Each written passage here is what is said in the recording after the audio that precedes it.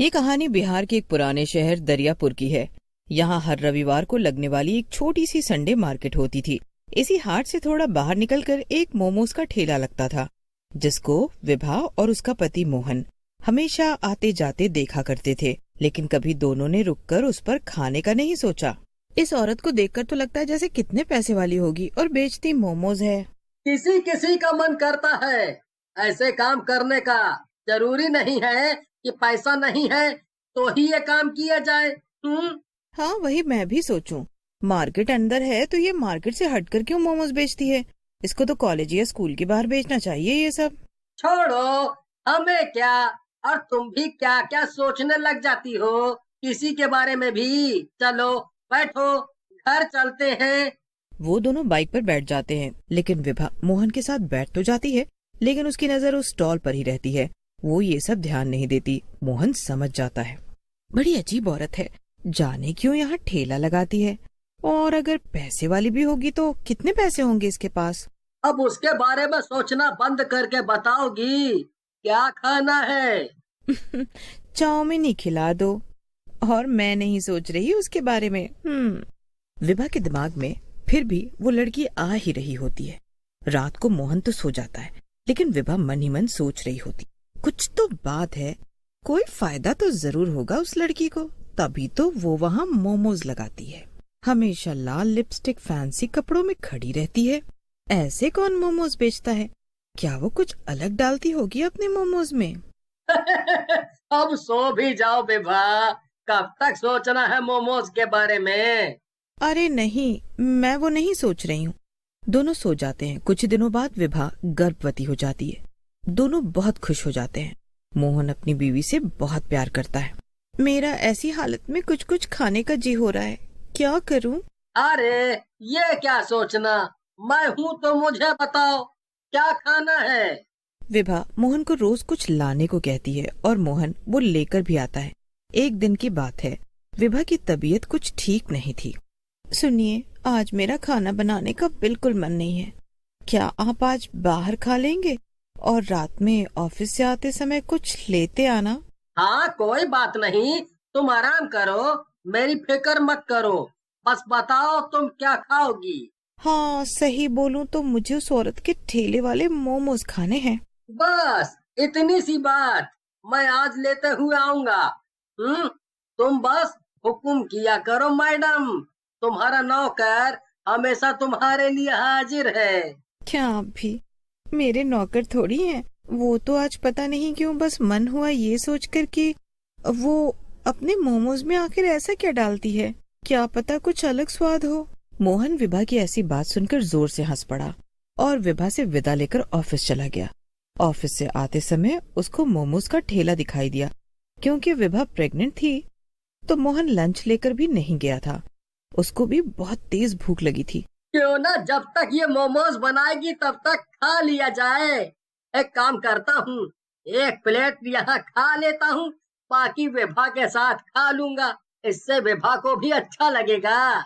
मोहन ने सोचा, आज संडे मार्केट नहीं था तो मोहन ने देखा आसपास कोई नहीं था, सिर्फ वही औरत लाल ड्रेस में लाल लिपस्टिक लगाई खुद ही लेकर खा भी रही थी और बाकी के मोमोज गर्म करते हुए गाना गा रही थी, जैसे उसको किसी से कोई मतलब ही न हो और वो खुश हो।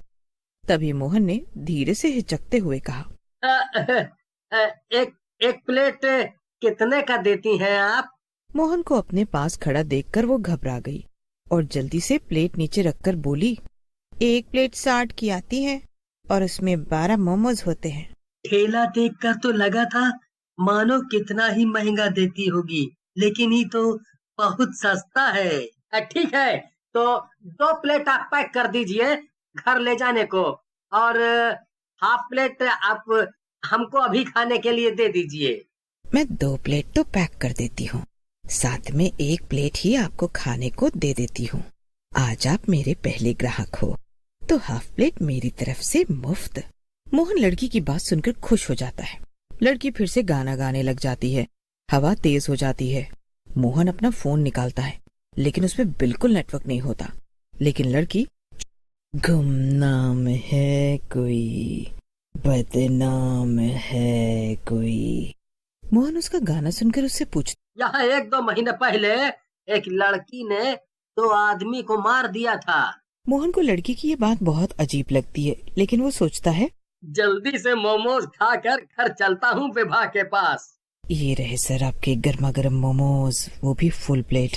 आप ये खाओ, तब तक मैं घर के लिए मोमोज पैक कर देती हूँ। लेकिन बस एक शर्त है सर, मोमोज आपको सारे खाने पड़ेंगे। मोहन मोमोज लेकर खाना शुरू कर देता है। जैसे जैसे वो मोमोज खाता है वैसे ही वैसे उस लड़की का चेहरा डरावना होता जाता है। मोहन बहुत डरने लगता है क्योंकि आसपास कोई भी नहीं होता। क्या हुआ सर, खाओ ना, सारे खाने हैं आपको। अब उस लड़की की आवाज भी भारी होती चली गई थी। तभी मोहन की नजर उसके पैरों पर पड़ती है। वो उल्टे होते हैं, लेकिन मोहन ऐसा दिखाता है जैसे उसको कोई फर्क नहीं पड़ रहा। लेकिन तभी मोहन की नजर मोमोज पर पड़ती है। उसके मोमोज में बहुत सारे कीड़े चल रहे होते हैं। तभी वो लड़की की तरफ देखता है। वो अब तक चुड़ैल बन चुकी थी। बोला था ना सारा खाना है, ऐसे छोड़ क्यों दिया? मोहन उसकी बात का कोई जवाब नहीं देता। मोहन उसकी कोई बात नहीं सुनता और अपनी बाइक स्टार्ट करता है और वहां से निकल जाता है। लेकिन बाइक वहीं वापस आ जाती है जहां वो चुड़ैल खड़ी मुस्कुरा रही होती है। तू अपने पैक किए हुए मोमोज को तो लेकर ही नहीं गया, ये भी तो ले जा। चुड़ैल उसकी तरफ बढ़ने लगती है। मोहन फिर से बाइक स्टार्ट करता है, फिर वहीं आ जाता है। क्या हुआ, और मोमोज खाने हैं? मोहन डर के मारे रोने लगता है। वो जहाँ से भी जाता उसके सामने वही चुड़ैल आ जाती। वो बहुत थक जाता है। कब तक चलाएगा, अब कुछ नहीं हो सकता। फिर एक अलग सी ही आवाज में चुड़ैल बोलती है, आपने अपने मोमोज तो खाए ही नहीं सर। मोहन बहुत चिल्लाता है, बेचारा, ये सब तेरे ही मोमोज हैं, खा ले इन्हें, खा ले। लेकिन मोहन एक बार फिर हिम्मत करके अपनी बाइक शुरू करता है। वो बाइक चलाते हुए आंखें बंद कर लेता है। तभी उसको सामने से 2 पुलिस वाले दिखाई देते हैं। वो उसको बुलाते हैं। अरे ओ जी, ऐसा कौन बाइक चलाता है? लगता है इसने पी रखी है सर। क्या हुआ है तुझे? पी रखी है क्या? पता है ना, पी कर गाड़ी चलाना मना है। मैंने नहीं पिया है, मैंने चुड़ैल के मोमोज खाए हैं, वो मुझे मार देगी। ये क्या बहकी बहकी बात कर रहा है? मैं सच कह रहा हूँ, मैं आपको उसका ठेला भी दिखा सकता हूँ। मोहन पुलिस वालों को उस जगह पर लेकर जाता है जहाँ वहाँ मोमोज वाली होती है। लेकिन अब वहाँ पर कुछ भी नहीं होता और ऐसा लग रहा था जैसे वहाँ पहले कभी कुछ था ही नहीं। मोहन को यकीन नहीं होता अभी जो सब हुआ वो एक झूठ था। मोहन की हालत अब बहुत खराब हो चुकी थी। उसकी तबीयत के साथ साथ उसका मानसिक हालत भी बहुत खराब होने लगा था। दोनों पुलिस वाले व्यवहार के बहुत अच्छे थे। उन्होंने मोहन से कहा, चलो मैं तुम्हें तुम्हारे घर छोड़ देता हूँ, यहाँ कब तक ऐसे परेशान रहोगे? मोहन पुलिस वालों की बात मान लेता है, घर पहुँच जाता है। घर पर उसको जैसे ही विभा देखती है रोने लगता है। क्या हुआ जी आपको? किसी ने कुछ किया क्या? किसी ने आपको मारा क्या? विभा बहुत घबरा जाती है। उसने मोहन को ऐसे बेबस कभी नहीं देखा था। जी आप लोगों का बहुत बहुत शुक्रिया जो आप इन्हें घर तक लेकर आए। पुलिस वाले चले जाते हैं। विभा मोहन के पास जाती है और बैठ जाती है और पूछती है। मोहन रोते रोते उसको सारी व्यथा बता देता है। मुझे लगता है उसमें कुछ तो गड़बड़ है, पर इतनी बड़ी गड़बड़, मैं तो आपको वहाँ कभी नहीं जाने देती। अगर मुझे पता होता, मेरी ही गलती है ये सब। अब आप कभी उस रास्ते से मत जाइएगा। आप मुंह हाथ धो लीजिए, मैं अभी खाना लगा देती हूँ।